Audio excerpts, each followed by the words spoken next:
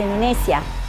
Allora, questo libro si intitola appunto Angeli e Demoni, battaglie spirituali antiche e moderne. Judul buku ini adalah Malaikat dan Iblis, yaitu pertempuran rohani. Battaglie spirituali e moderne. Pergumulan rohani, modern, dan zaman dulu. Che cosa significa questo? Apa artinya ini? Che le battaglie ci sono sempre state. Pertempuran selalu ada, dari dulu sampai È sekarang. sempre stato in guerra, Manusia selalu ada peperangan. ma non solamente le guerre naturali, nazione contro nazione, tribù contro tribù, Bukan hanya peperangan antara bangsa dan bangsa atau suku bangsa dengan suku bangsa, ma soprattutto in una guerra spirituale. tetapi terutama adalah peperangan roh. Per questo tutte le civiltà hanno sempre avuto una loro religione. Karena itu setiap kebudayaan selalu mempunyai sebuah agama. Hanno in qualche modo immaginato un mondo spirituale. Mereka mencoba membayangkan dunia roh. In questo mondo spirituale hanno sempre visto delle battaglie. Dan dunia roh ini selalu melihat ada peperangan. E l'uomo indirettamente o direttamente ne è coinvolto. Manusia secara langsung atau tidak langsung terlibat selalu. Poi abbiamo pensato nel XX secolo con la crescita della tecnologia e della scienza Dan dalam abad 20 dengan meningkatnya pengetahuan, che queste battaglie non esistevano più. mereka pikir bahwa peperangan ini tidak ada lagi. E abbiamo messe da parte, ho pensato che non esistessero, non abbiamo più Kita fatto kesampingkan sepertinya tidak ada lagi peperangan roh. meno per quanto riguarda il mondo occidentale. Terutama di dalam dunia daerah Eropa sini.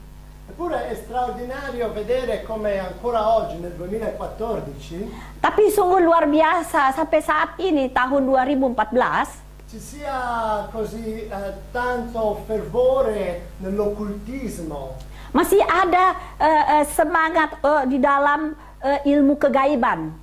accendendo la televisione ci sono questi programmi del mistero, questi programmi dell'occultismo. Kalau kita buka televisi, kita melihat acara-acara tentang misteri, tentang kegaiban di televisi ya, I acara. film più visti sono quelli del terrore, quelli dell'occulto.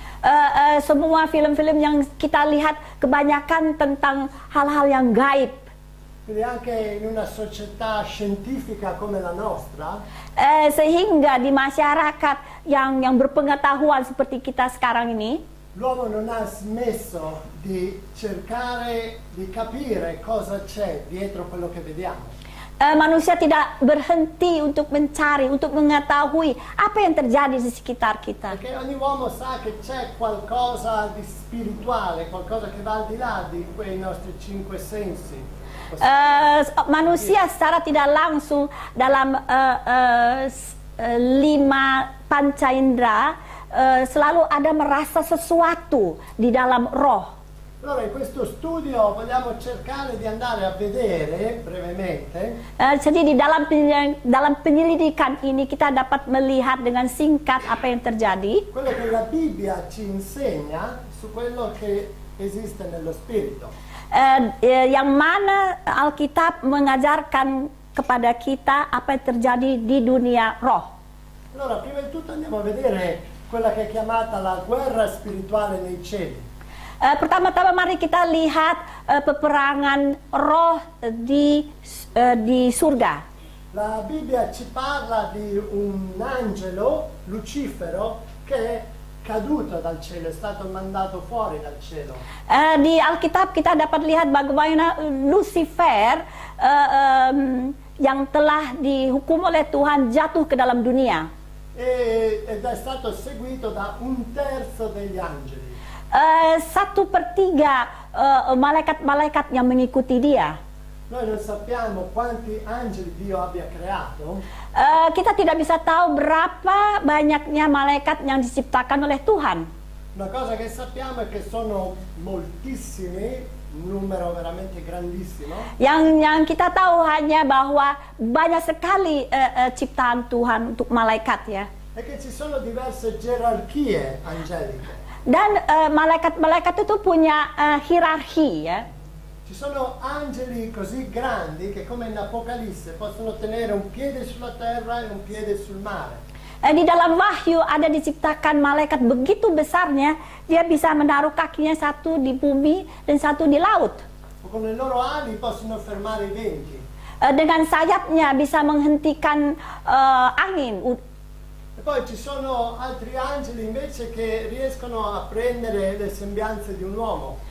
Dan ada juga malaikat yang diciptakan bisa berubah sebagai manusia.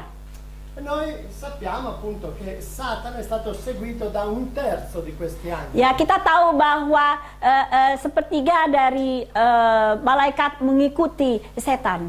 Sono diventati quelli che noi chiamiamo oggi demoni. Itulah yang sekarang kita panggil sebagai iblis. E Satana è il dittatore di questo esercito. Setan itu adalah diktator di dalam angkatannya. E controlla il suo esercito attraverso le gerarchie.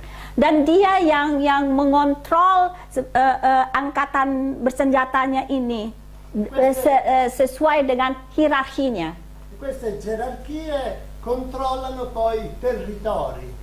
Dan hierarki inilah yang menentukan bahwa di mana dia akan menguasai daerah kekuasaannya. Quindi cercherò oggi di spiegarvi quello che la Bibbia dice appunto riguardo queste gerarchie e questi territori spirituali. Dan itu yang sedang akan saya mau terangkan tentang hierarki kekuasaan mereka sesuai dengan Alkitab. Se leggiamo in Matteo, capitolo 11, verso 12. Kalau kita melihat dari Matius Matteo 11. Matius 11 ayat 12. L'italiano dice: il regno dei cieli subisce violenza e i violenti se ne impadroniscono. Queste sono le parole di Gesù.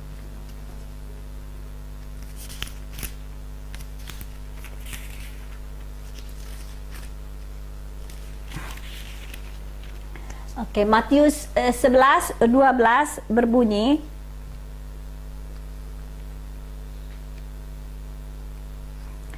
sejak tampilnya Yohanes Pembaptis hingga sekarang,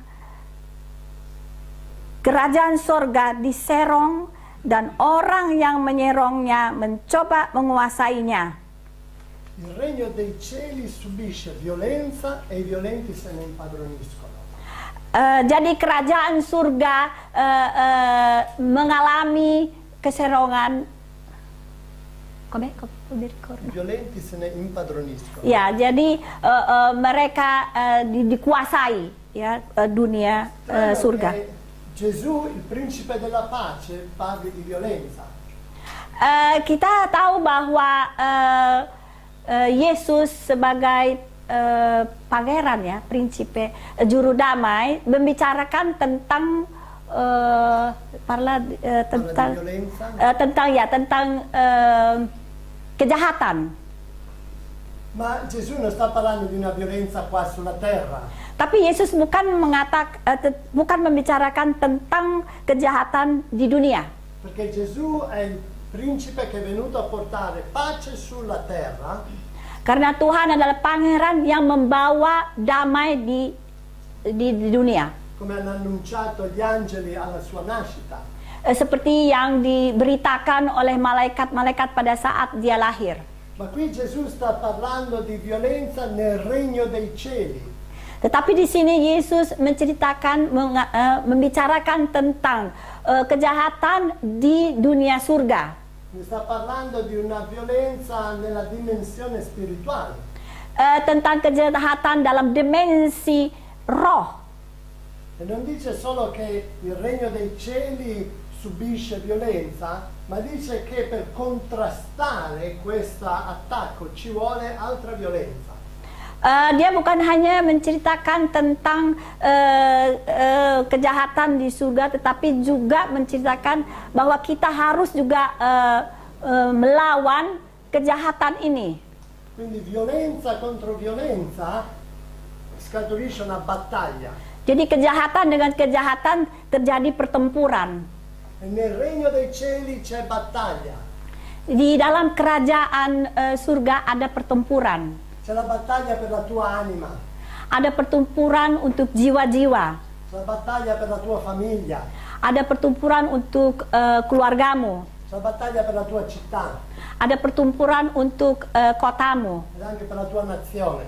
Ada juga pertempuran untuk negaramu. Nei cieli c'è una grande battaglia. Di surga ada pertempuran, peperangan besar. E da questa battaglia determinano poi i risultati che vediamo qui sulla terra. Inilah hasil yang kita bisa lihat dari pertempuran di surga di dunia ini. Gesù ha detto: pregate che come in cielo sia fatto sulla terra. Tuhan Yesus berkata, jadilah kehendakmu di surga seperti di bumi, di dunia. Che il volere di Dio sia fatto sulla terra. Bahwa kehendak Tuhan terjadi di bumi. Perché se il volere di Dio non è fatto sulla terra, il volere di qualcun altro sarà fatto. Kalau tidak kehendak Tuhan yang terjadi di bumi ini, tentunya kehendak yang lain, orang lain yang akan terjadi.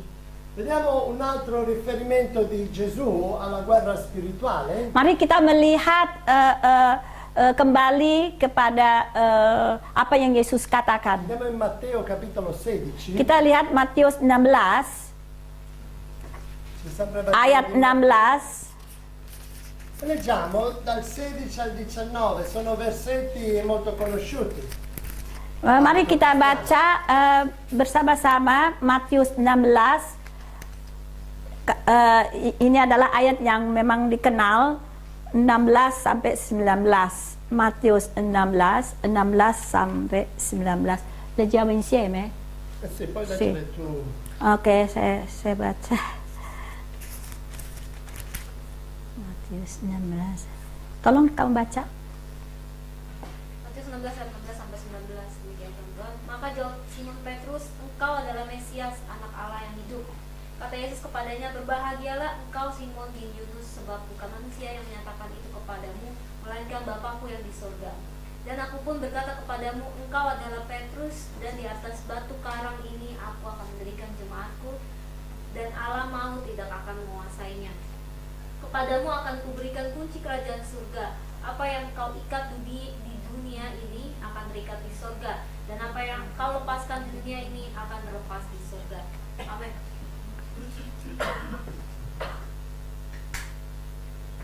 Vedete meglio al PowerPoint. Allora, vediamo che qua parla con il suo discepolo Gesù, no? Con Simon Pietro. Di sini kita bisa lihat bahwa Yesus berbicara kepada muridnya. E dice che le porte dell'inferno non prevarranno contro la sua chiesa. Bahwa pintu sorga tidak mempersiapkan untuk melawan gereja. Dice anche che quello che sarà legato sulla terra sarà legato nei cieli, quello che sarà slegato sulla terra sarà slegato Dan nei dikatakan apa yang terikat di surga akan terikat di bumi, demikian. Apa yang terikat di bumi akan terikat di surga, dan apa yang dilepaskan di bumi akan dilepaskan di surga. Vedete, anche qua ci sono delle referenze a una battaglia. Di sini kita bisa lihat bahwa di sini juga ada diceritakan tentang pertempuran, reference ya. Quando dice che la Chiesa prevarrà sulle porte dell'inferno, Come? quando dice che la Chiesa prevarrà, vincerà sulle... Di sini katakan kalau surga menang dalam pertempuran, Ovviamente sta parlando di un attacco della Chiesa alle porte dell'inferno. di sini kita dapat lihat bahwa ini adalah serangan kepada pintu surga untuk neraka, pintu neraka. Vedete, non è l'inferno che sta attaccando la Chiesa che sta attaccando l'inferno. Jadi bukanlah neraka yang menyerang gereja, tetapi gereja yang menyerang neraka. Perché nella Bibbia, ogni volta che voi trovate le porte, Di dalam Alkitab dikatakan setiap kali kita bicarakan tentang pintu, si tratta di un luogo di difesa. adalah tentang pertahanan. Quando un esercito attaccava una città si chiudevano le porte. Kalau angkatan perang menyerang kota, pintu itu ditutup. Le porte diventavano il punto di attacco perché erano il punto più debole delle mura. Pintu menjadi pusat untuk diserang, yang diutamakan untuk diterang karena pintu adalah bagian yang paling lemah dari dinding-dinding. Così l'esercito cercava di sfondare le porte per entrare nella città. Sehingga angkatan bersenjata akan mencoba menghancurkan pintu untuk bisa masuk ke dalam kota. Ogni volta che tu preghi, Setiap kali kalian berdoa, tu stai attaccando le porte del nemico. kalian sedang menghancurkan pintu-pintu dari musuh kita. Nella città possono esserci i tuoi familiari. Mungkin di dalam kota ada keluargamu di dalam. Nella città ci possono essere i tuoi colleghi di lavoro. Mungkin di dalam kota ada teman-teman sekerjamu.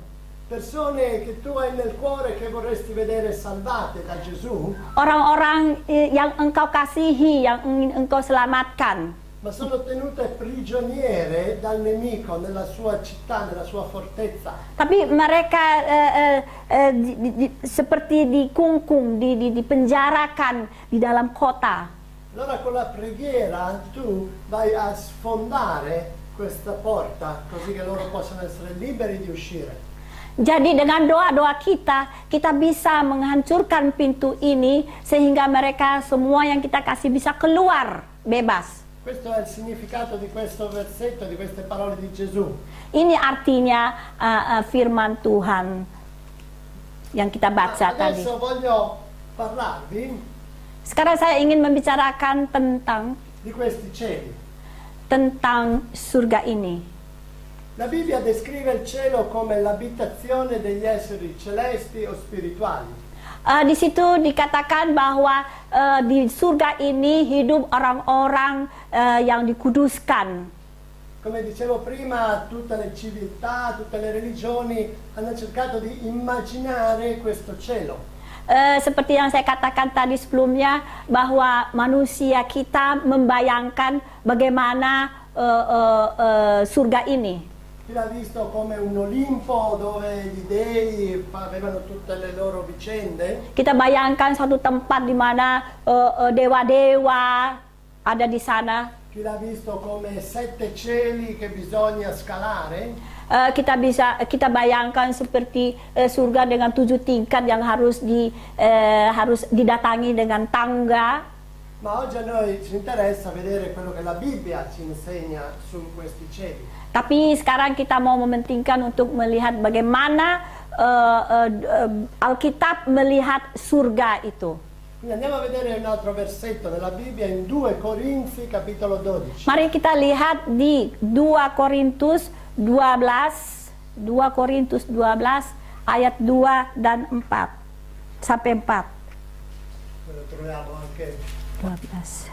Vediamo qui un 2 Korintus 12 ayat 2 dan 4.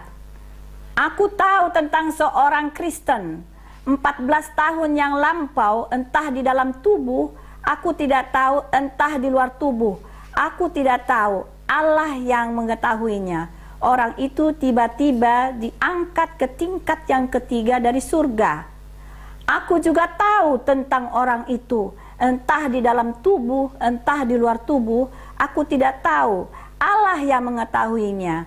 Ia tiba-tiba diangkat ke Firdaus dan ia mendengar kata-kata yang tak terkatakan, yang tidak boleh diungkapkan manusia. La parola che nelle nostre Bibbie viene tradotta paradiso Di dalam Alkitab diterjemahkan Firdaus, Taman Firdaus. nell'originale greco è la parola paradeisos. Di dalam bahasa Greek aslinya disebut paradeisos. Questa parola significa giardino. Kata ini artinya taman. Quindi Paolo è stato trasportato in un giardino, Jadi Paulus dibawa ke suatu taman, ma lo chiama il terzo giardino o il terzo cielo. tapi disebut taman yang ketiga atau surga yang ketiga. Se tu fai una corsa dei 100 metri, per esempio, Umpamanya kalau kalian berlari 100 meter e arrivi terzo. dan tiba menjadi nomor Qualcuno è 3, arrivato terzo qualche volta in qualche gara. siapa yang sudah pernah ikut itu pertandingan juara 3? Ecco, abbiamo Itu ada satu di Angel, sana se di sei belakang. arrivato terzo, cosa significa? Angel, kalau kamu tiba nomor 3, juara 3, apa itu artinya? No è una vittoria, però sono arrivato. C'è un triunfo, c'è un... Allora Ya, significa anche che c'erano due più veloci di te. ya itu berarti suatu kemenangan, tapi bukan kemenangan yang terbaik. Dan juga itu berarti ada dua lagi ada dua di depannya. Questo significa che se abbiamo un terzo dobbiamo avere un secondo e un primo per forza. Jadi kalau ada yang nomor 3, pasti ada nomor 2 dan nomor 1. Quindi se l'Apostolo Paolo non dice sono stato portato in paradiso, ma dice sono stato portato nel terzo cielo, Jadi kalau Paulus mengatakan bahwa dia dibawa ke surga yang ketiga, berarti ada surga pertama dan kedua. significa che deve esserci un secondo cielo e un primo cielo. Ya, itu artinya ada surga tingkat kedua dan tingkat pertama. Allora cerchiamo di capire dove sono questi altri cieli. Mari kita menyelidiki artinya itu di mana itu dua surga. Andiamo in Apocalisse capitolo 8 verso 13. Mari kita lihat di Wahyu Wahyu 8 ayat 13. Lalu aku melihat, aku mendengar seekor burung nasar terbang di tengah langit dan berkata dengan suara nyaring, celaka, celaka, celakalah mereka yang diam di atas bumi karena bumi sangkakala, ketiga malaikat lain yang masih akan meniup sangkakalanya. Allora, nella Bibbia italiana viene tradotto con in mezzo al cielo. di dalam bahasa Italia dikatakan di tengah-tengah surga. Non so se è simile alla vostra traduzione, ma nella Di tengah traduzione langit sisi, è tengah così. langit. Nell'originale greco Di dalam kata aslinya bahasa Yunani c'è una parola che viene usata da Giovanni ada dikatakan oleh Giovanni che è meusouranema. Meuzoranema. Maaf ya teman-teman, kadang-kadang saya confused karena di sini cielo juga dibilang surga, cielo juga langit. Jadi E questa parola significa il cielo di mezzo, non in mezzo al cielo. di sini berarti bahwa langit, Il cielo di mezzo, tra due cose. ya. Jadi bahwa langit di antara dua langit. Cielo di mezzo significa che questo cielo particolare sta tra altri due cieli. Jadi di tengah-tengah langit artinya itu ada dua langit. Quindi questi angeli che parlavano si trovavano tra due cieli. Jadi malaikat-malaikat yang dimaksudkan ini yang yaitu mereka berada di dua surga, dua langit, antara dua surga. Allora qual è il primo cielo? Jadi Eccolo qua. kita lihat di manakah langit pertama, surga pertama. Il primo cielo Ini. è il giardino terrestre. Jadi surga pertama ada di bumi. Vi ricordate quando Dio ha creato Adamo ed Eva? Saudara-saudara ingat waktu Tuhan menciptakan Adam dan Hawa? C'è scritto in Genesi che li mise in un giardino. Di situ kita dapat ingat bahwa mereka ditaruh di taman. Ma noi abbiamo visto che la parola giardino è anche la parola paradiso. Jadi di sini kita bisa lihat bahwa kata taman juga berarti kata paradiso, surga. Quindi Dio creò il Firdaus. primo cielo, l'universo, per metterci l'uomo. Jadi Tuhan menciptakan Taman Firdaus ini untuk menaruh manusia ciptaannya di situ. Questo è il paradiso terrestre Ini adalah Taman Firdaus yang di bumi. che noi abbiamo trasformato in un immondezzaio terrestre. yang kita akhirnya sudah ciptakan menjadi suatu pembuangan sampah, satu sampah. Però la colpa è nostra, all'inizio non era così e non sarebbe dovuto andare così. Ya, itu adalah salah kita ya, sebab pada waktu pertama diciptakan tidak untuk itu tujuannya. Quindi abbiamo un terzo cielo dove c'è la presenza di Dio e i suoi angeli, Jadi di sini kita bisa lihat bahwa ada langit surga ketiga di mana malaikat-malaikat dan Tuhan bermukim. poi abbiamo un secondo cielo dove avvengono le battaglie angeliche. Dan kita bisa juga lihat di sini ada surga kedua di mana ada pertempuran antar malaikat-malaikat. Poi abbiamo un primo cielo che è quello che noi possiamo percepire con i nostri cinque sensi. Dan diciptakan ada surga kita, dunia Taman Firdaus, di mana kita bisa memahami, bisa kita mengerti dengan panca indera kita. So, quello che tu puoi percepire con il tatto, con la vista, l'udito, l'olfatto, o con i tuoi sensi fa parte del primo cielo. Kita bisa merasakan dengan mata, dengan telinga, dengan raba, dengan segala-galanya, semua yang ada di dunia ini adalah kita adalah bagiannya dari bumi Taman Firdaus ini. Altra cosa importante che dobbiamo capire Hal yang lain yang harus kita juga mengerti è che questi cieli non sono degli strati diversi dell'universo, bahwa surga ini tidak berbeda lapisan-lapisannya dari yang lain. ma sono delle dimensioni spirituali. Cuma dimensi rohnya yang berbeda. Lo spirituale viene prima del materiale. Roh itu lebih diutamakan dari materi sekelilingnya. Quindi c'erano già queste dimensioni spirituali in cui Dio regnava, Jadi sudah ada dimensi roh di mana Tuhan yang berkuasa, yang menguasai, e poi sono state create le dimensioni naturali che noi conosciamo, dan dibuat sedemikian rupa menjadi hal yang natural yang kita kenal. ma queste operano tutte quante insieme. Tapi ini semua bekerja sama dengan baik. Allora, andiamo a guardare questa guerra spirituale nel primo e nel secondo cielo. Mari kita sekarang melihat pertempuran roh dari langit pertama dan langit kedua. Non c'è guerra nel terzo cielo. Tidak ada pertempuran di surga ketiga, langit Nel ketiga. terzo cielo c'è la presenza di Dio. Karena di surga ketiga ada hadirat Tuhan. E chi cerca di fare guerra lì viene subito espulso. Siapa yang mau membuat pertempuran di surga di mana ada hadirat Allah akan langsung dilenyapkan. Questo è successo a Lucifero quando si è inorgoglito. Ini terjadi kepada Lucifer ketika dia mulai menyombongkan diri. L'orgoglio è la radice di tutte le guerre, Kesombongan diri adalah akar dari peperangan anche di tutti i peccati. dan juga akar dari seluruh dosa-dosa Allora, kita. quando Lucifero si è inorgoglito, Sehingga ketika Lucifer menjadi sombong, Dio ha dovuto mandarlo fuori da quel terzo cielo.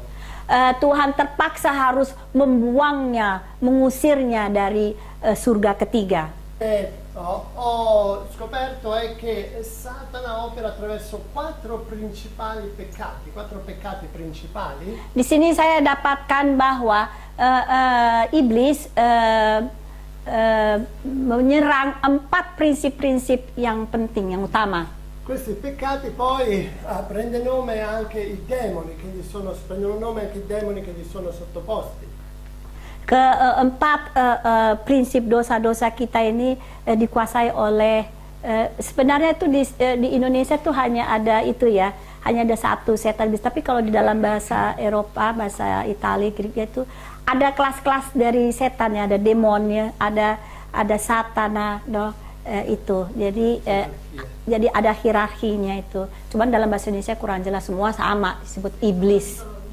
Ya, per noi soltanto uno non c'è, per quella si confonde. Poi vedremo in Efesini. Sia, jadi ada kelasnya mereka itu, iblis, setan itu ya. Ma se vediamo possiamo andare a vedere primo Corinzi capitolo 10. Kalau kita melihat di Korintus 10, ya Korintus, Sehingga pada satu hari telah tewas 23.000 orang. 9. Dan janganlah kita mencobai Tuhan seperti yang telah dilakukan oleh beberapa orang dari mereka, sehingga mereka mati di pagut ular. 10. Dan janganlah bersungut-sungut seperti yang dilakukan oleh beberapa orang dari mereka, sehingga mereka dibinasakan oleh malaikat maut. Ecco, vedete, Paolo dice queste cose avvennero per servire da esempio per noi. jadi ini seperti Paulus katakan terjadi untuk contoh bagi kita semua. Quindi dice quello che accade a Israele nel deserto, che leggiamo in Esodo, accade come esempio per mostrare qualcosa a noi.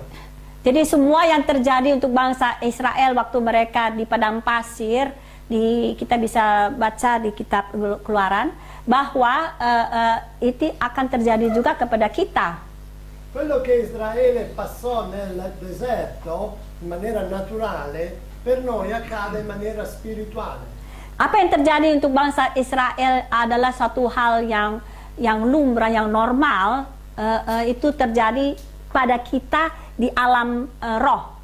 Quindi questi 4 peccati con cui vennero tentati nel deserto il popolo di Israele Jadi keempat dosa yang dialami oleh bangsa Israel rappresentano 4 forze spirituali demoniache che tentano anche noi. itu adalah lambang dari kekuatan iblis yang mau mencobai kita. Il primo nel versetto 7 è l'idolatria. Yang pertama adalah penyembahan berhala.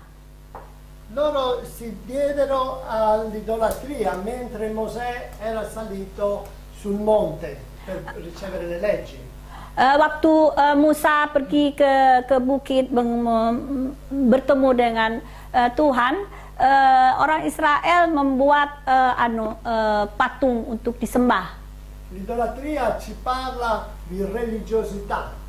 Penyembahan berhala menceritakan tentang keagamaan. Questo è un principato, cioè un demone che opera attraverso la religione. Ini adalah suatu kerajaan di mana setan menguasai, bekerja untuk menguasai kita. Il verso 8 ci mostra che si diedero alla fornicazione. Di dalam ayat ke-8 itu menceritakan tentang percabulan ya. Questo ci parla della demone della lussuria.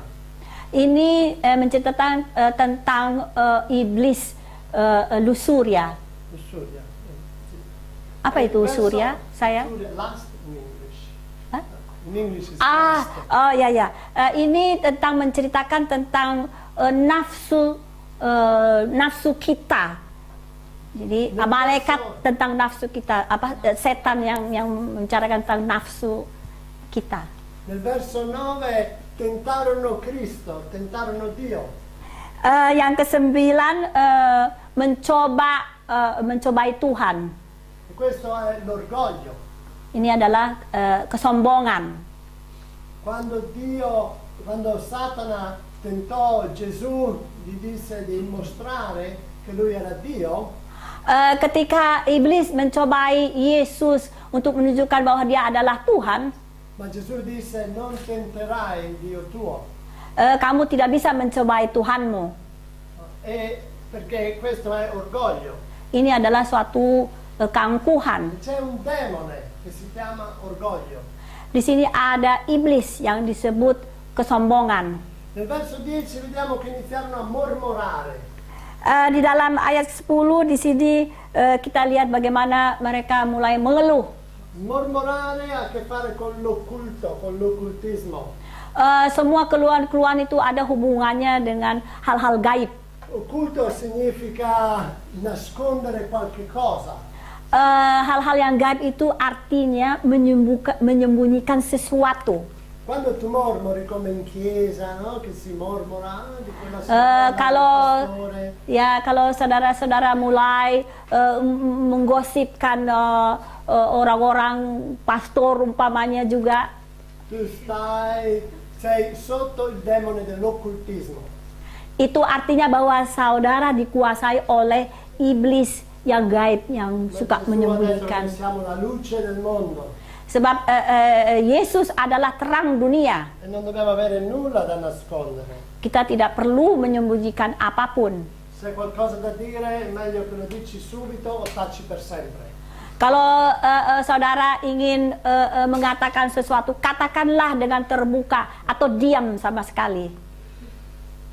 Vediamo adesso quelle che sono le gerarchie spirituali demoniache Mari kita lihat di sini hierarki dari iblis-iblis ini ya.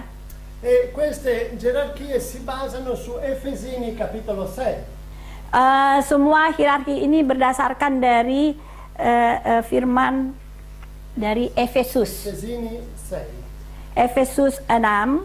Spesso l'Apostolo Paolo parlava con termini militari. Seringkali Apostel Paulus, Rasul Paulus berbicara tentang hal ini, hierarki ini tentang suatu sebagai angkatan bersenjata, sebagai ya angkatan bersenjata, arma, no? Sì, arma. Tentang kemiliteran, ya. Iya, tentara atau tentara kemiliteran apa. Akhirnya hendaklah kamu kuat di dalam Tuhan, di dalam kekuatan kuasanya. Kenakanlah seluruh perlengkapan senjata Allah, supaya kamu dapat bertahan melawan tipu muslihat iblis. Karena perjuangan kita bukanlah melawan darah dan daging, tetapi melawan pemerintah-pemerintah, melawan penguasa-penguasa, melawan penghulu-penghulu dunia yang gelap ini, melawan roh-roh jahat di udara. Ecco, vediamo che il primo versetto che abbiamo letto dice di rivestirsi della completa armatura di Dio affinché possiate stare saldi contro le insidie. Quella parola insidie, lo vogliamo vedere? Insidie, come dice nel versetto 10? Puoi leggere il verso? Akhirnya hendaklah kamu kuat di dalam Tuhan, di dalam kekuatan kuasanya. Quest'anno. La parola Kuasanya. Insidia. in Questa italiano nuova viene per me. tradotta Insidia. ma nell'originale Potenza, no, non è potenza, greco, no, non è potestà. potenza, è la parola metodeia in greco. La parola originale usata dall'Apostolo Paolo è metodeia, da cui noi traiamo la parola metodo. Cara. Come si traduce metodo? Metodologia. Metode. Metode. Vedi, è metode. simile anche in indonesiano. No? Metode. E l'originale è questa parola, no? Metodeba. Ed è importante capire questa parola. Kita harus mengerti apa di sini dimaksudkan dengan metode. Perché vedete, noi dobbiamo fare attenzione ai metodi che Satana usa contro di noi. Jadi kita harus hati-hati menghadapi metode cara penyerangan mereka kepada kita. Metode itu artinya ya. Sapete, se io uso un metodo per fare qualche cosa, Kalau saya membuat satu metode untuk berbuat sesuatu, significa che ci ho studiato prima, che me lo sono preparato. berarti saya sudah menyiapkan diri saya sudah siap dengan metode saya. Satana usa dei metodi contro di te, contro la tua famiglia, contro la tua chiesa. Dia mempunyai metode untuk menyerang kamu, keluarga kamu. Che lui ha studiato molto bene. Dia sedang mempelajarinya dengan sungguh-sungguh, dengan cermat. Conosce quali sono le tue debolezze Dia tahu apa kelemahan-kelemahanmu. e sa quale tipo di demone può mandare contro di te per attaccarti meglio. Dan dia tahu tepat iblis mana yang akan dipakai untuk menyerang kamu.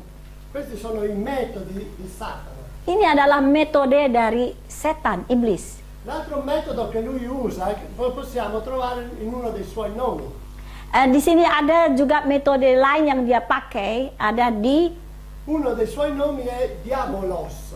Ada nama yang lain yang dia pakai adalah diabolos. Makanya seperti saya bilang kita nggak ada, kita taunya cuma satu, iblis. La parola Diabolos è una parola composta.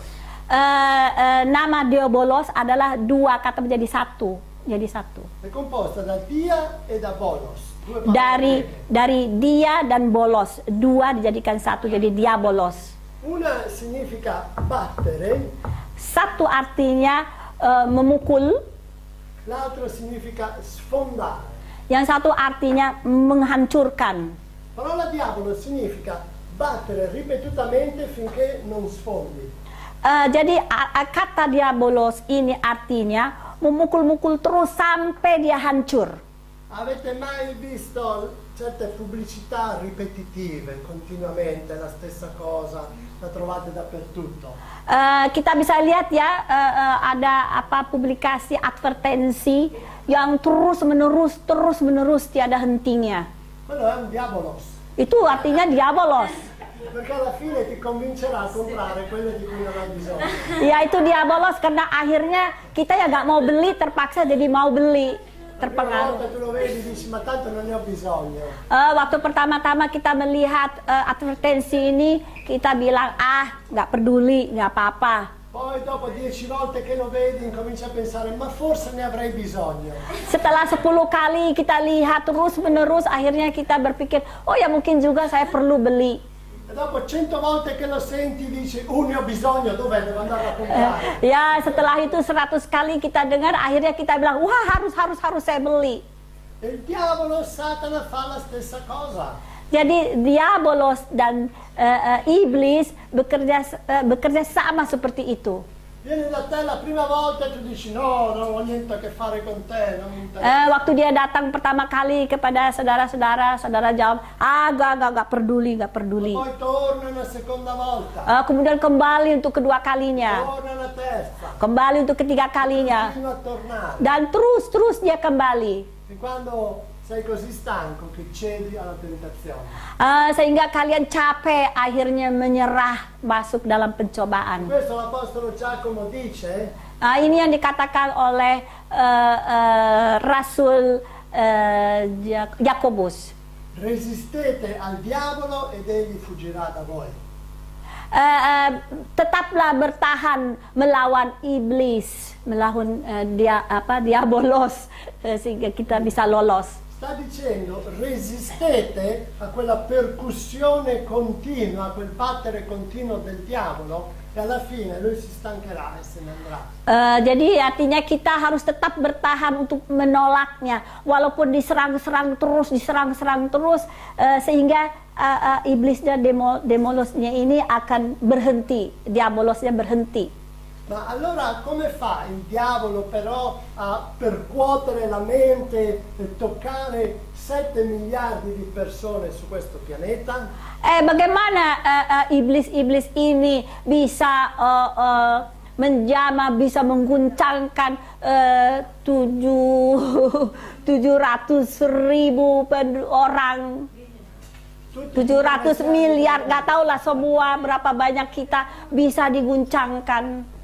Solamente a cercare di raggiungere tutti gli indonesiani che sono nel mondo sarebbe un lavoraccio. Hanya untuk mencapai seluruh bangsa Indonesia, ya rakyat Indonesia, waduh, ini iblisnya bekerja keras ya untuk itu. E lui è uno solo, può essere in un posto e può fare una cosa, perché è una creatura lui, non è onnipotente, onnipresente. Iblis ini dia hanya sendiri, dia itu tidak seperti Tuhan ya, di mana-mana ada, di mana-mana bisa hadir. Dia tuh hanya bisa hadir di satu tempat saja, tidak bisa dalam waktu dia hadir di sini bisa di sana. Dia bukan seperti Tuhan Maha Kuasa, Maha Hadir. Allora Satana ha fatto in modo di avere sotto di sé un esercito ben organizzato. Jadi iblis ini sudah mengatur sedemikian rupa, dia punya angkatan yang ada di bawahnya dia. E questo lo abbiamo letto in Efesini verso 12. Di sini kita bisa lihat di Efesus ayat yang ke-12. 12, no? Sì. Karena perjuangan kita bukanlah melawan darah dan daging, tetapi melawan pemerintah-pemerintah, melawan penguasa-penguasa, melawan penghulu-penghulu dunia yang gelap ini, melawan roh-roh jahat di udara. Vedete, Paolo poteva dire che il nostro combattimento non è contro carne e sangue, quindi significa spirituale, ma poteva dire solo è contro Satana. Paulus bisa mengatakan bahwa pertempuran kita bukan hanya pertempuran melawan setan, Invece no, lui usa dei nomi specifici. tapi Paulus memakai satu nama yang spesifik, yang khusus, yang spesial. Nelle nostre Bibbie sono tradotti principato, potestà, dominatori di questo mondo di tenebre. Nah, di sini kita bisa lihat hierarki mereka, ya, diablos, kerajaannya, apa itu, Potestà? kekuasaannya, Come c'è scritto nel ya, versetto? seperti yang ada di sini tadi, ya, penghulu-penghulu dan lain-lainnya. Andiamo a vedere, perché è interessante, i nomi in greco che Paolo usa. Ini sangat menarik, ya, nama-nama yang dipakai oleh Rasul Paulus di dalam bahasa Yunani. Perché sono nomi che venivano usati per l'esercito greco-romano del tempo. Karena nama-nama ini yang dipakai untuk angkatan persenjataan Roma juga. Il primo è arche. Yang pertama adalah arche. Arche, che viene tradotto principato, Diterjemahkan menjadi suatu penguasa, kuasa, kerajaan, penguasa-penguasa. rappresentava, indicava questa parola le persone nobili o potenti di una città. Melambangkan orang-orang yang penting di suatu kota, Persone yang che terkemuka. stavano alla porta. Come? Le persone che stavano alla porta a prendere le decisioni. Orang-orang yang menentukan semua yang penting. Nell'esercito, esempio dell'imperatore romano, erano i generali. Di dalam angkatan persenjataan yaitu seorang jenderal. Il Satana ha 4 generali.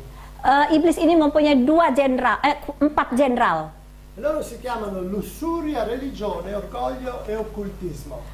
Di sini ada 4, yaitu nafsu, keagamaan, kesombongan, dan kegaiban.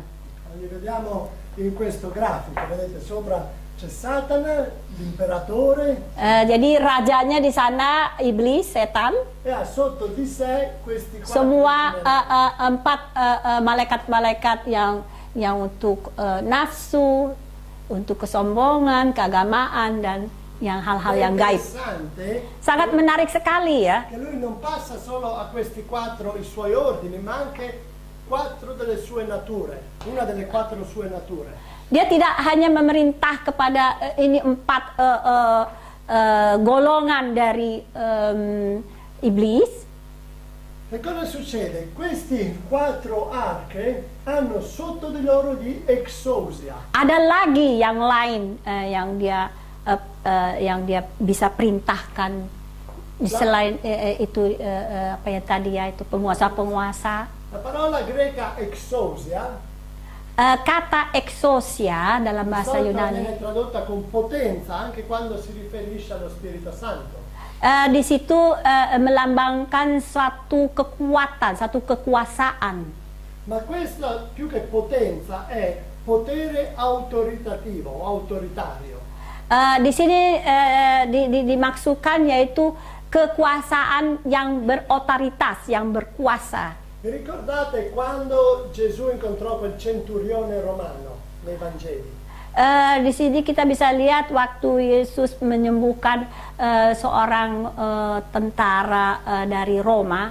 Gesù disse a quel centurione: non ho trovato una così grande fede in tutto Israele. Di situ Yesus katakan, saya tidak pernah menemukan iman yang begitu besar dari pejabat militer Romawi ini. Questo centurione aveva detto a Gesù che non c'era bisogno che lui venisse a casa sua a guarire il suo servo.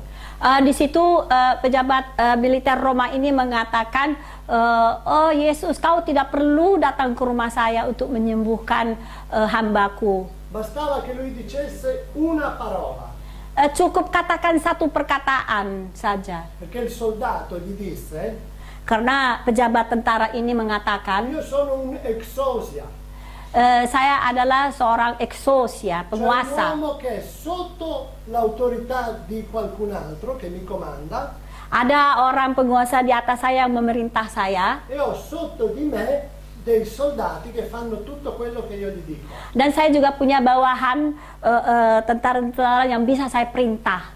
Quindi un exosia è un colonnello che ha un generale che lo comanda e dei soldati. sotto di Jadi lui penguasa che ini adalah seorang kolonel yang menerima perintah dari atasan, dan dia sendiri pun bisa memerintah ke bawah ke E tentaranya. questo è quello che Paolo ci fa vedere in Efesini 6 quando parla degli exosia, delle potestà.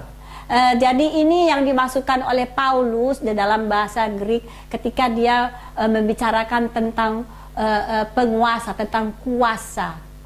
Quindi questi sono un altro livello di demoni che Ma ini- prendono le loro ordini e la loro natura dai 4 generali di Satana. Nah, di sini kita bisa lihat bagaimana keempat setan ini mendapat perintah dari atas terus bawah sini. Se voi conoscete qualcuno che è stato coinvolto in occultismo, stregoneria, magia, tutte queste cose, sedute spiritiche, questo tipo di cose, Kalau ada kalian yang mengenal orang yang berhubungan dengan dunia gaib, magik, apa wudu, macam-macam ya, bahasa Indonesia juga macam-macam, itu apa sih dibilangnya? vi potranno dire che ci sono delle gerarchie spirituali di demoni. Jadi o di sini spiriti, come loro li chiamano. Jadi di sini kita bisa lihat bahwa ada hierarki di dalam dunia gaib ini juga. E devono fare dei sacrifici sempre più grandi per poter raggiungere lo spirito più potente. Mereka harus bikin banyak pengorbanan untuk bisa mencapai ke puncak yang atas. Perché loro conoscono queste gerarchie. Karena mereka tahu hierarki ini. Allora, sotto gli exosia cosa abbiamo? Abbiamo i cosmocrateros. Di sini setelah exosia kita dapat melihat Cosmocrateros. È la parola greca. kosmokrateros dalam bahasa Yunani. Anche questa è una parola composta che Paolo compone Ini juga adalah kata yang disatukan, yang ed è fatta dalla parola cosmo e dalla parola krateros. dari kata kosmos dan krateros menjadi kosmokrateros. Cosmo che cos'è? La Apa parola itu cosmo la kosmos? conoscete? È l'universo, ma perché l'universo si chiama cosmo? Itu adalah galaksi ya, kenapa disebut, bahasa Indonesia apa ya? Bima Sakti. Kenapa disebut Bima Sakti? Perché l'universo è un ordine perfetto. Tutte le stelle sanno dove andare, le galassie, tutti i pianeti. C'è un ordine perfetto, per quello viene chiamato cosmo. Ya karena memang Bima Sakti itu semua sempurna, bintang, matahari, dan lain-lainnya itu sangat sempurna, makanya disebut kosmos. Perché la parola cosmo in originale significa ordine, qualcosa di ordinato. Karena aslinya kata kosmos itu berarti sesuatu yang teratur, Qualcosa che i vostri mariti non hanno. sesuatu yang suami saudara yang sudah kawin, yang sudah nikah tidak punya, tidak teratur ya. L'altra parola è krateros, che significa forza bruta. Krateros artinya suatu kekuatan yang jelek. Quindi qui ci rappresenta una forza bruta, forte, però ordinata. Jadi di sini kita bisa lihat suatu kekuatan yang jelek, yang jahat, dan teratur.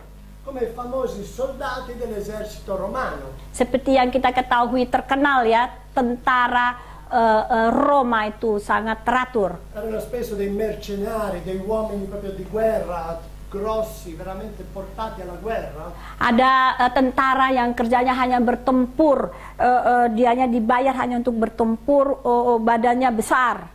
Ma imparavano a combattere con un ordine specifico, a stare al loro posto e seguire gli ordini. Mereka dilatih untuk menjadi penyerang yang spesial. Mereka selalu siap untuk menyerang. Allora Paolo ci sta dicendo che ci sono delle gerarchie spirituali specifiche e ben ordinate. Di sini Paulus mengatakan juga bahwa di dalam dunia iblis juga ada hierarki yang sangat teratur. Ed è attraverso questo esercito che Dio, che Satana, controlla il mondo.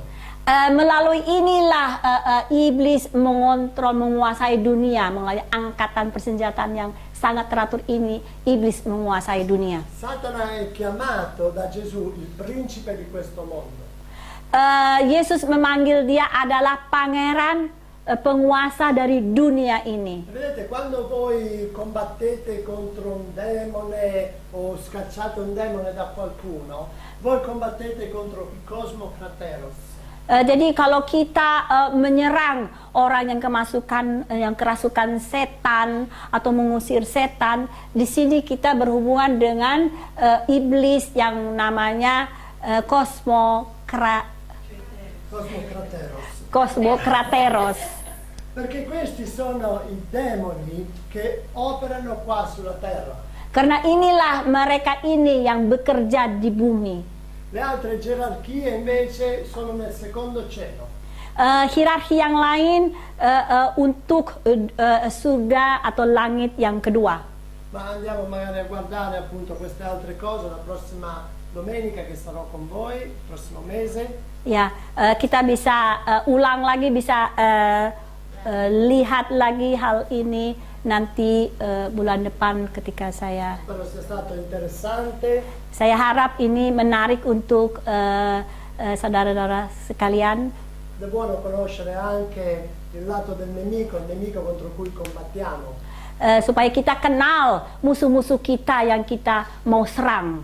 Ma ricordatevi sempre una cosa. Tapi ingatlah satu hal, 1/3 degli angeli sono diventati demoni. sepertiga dari malaikat-malaikat Tuhan menjadi iblis. Significa che 2/3 sono rimasti con Dio. Berarti 2/3 tetap tinggal bersama Tuhan. È scritto che questi angeli sono ministri di Dio mandati ad aiutare la Chiesa. Dan malaikat-malaikat ini adalah malaikat yang dikirim untuk melayani kita di sini oleh Tuhan. Quindi per ogni arca demoniaco ci sono 2 arca angelici. Jadi setiap dari satu golongan ini ada 2 malaikat yang diperbantukan Tuhan untuk kita. Per ogni exousia demoniaco ce n'è 2 angelici. Ada 2 setiap exousia penguasa itu diberikan 2 malaikat untuk kita. E per ogni Cosmo Krateros ci sono 2 angeli che vengono in tuo aiuto. Untuk setiap Cosmo Kratero dikirim juga 2 malaikat untuk kita. Quindi a noi ci piace vincere facile. Jadi kita itu suka ya kalau kita bisa menang dengan mudah. Perché siamo sempre 2 contro 1. Karena kita selalu 2 lawan 1. E quindi non dobbiamo temere quando conosciamo queste cose. Jadi kita nggak perlu takut, khawatir kalau kita mengalami hal ini. Vedete, sotto il titolo ho scritto La forza del nemico finisce dove inizia la tua fede. Jadi di sini di buku saya dikatakan bahwa pertempuran kita akan berakhir dengan iman kita.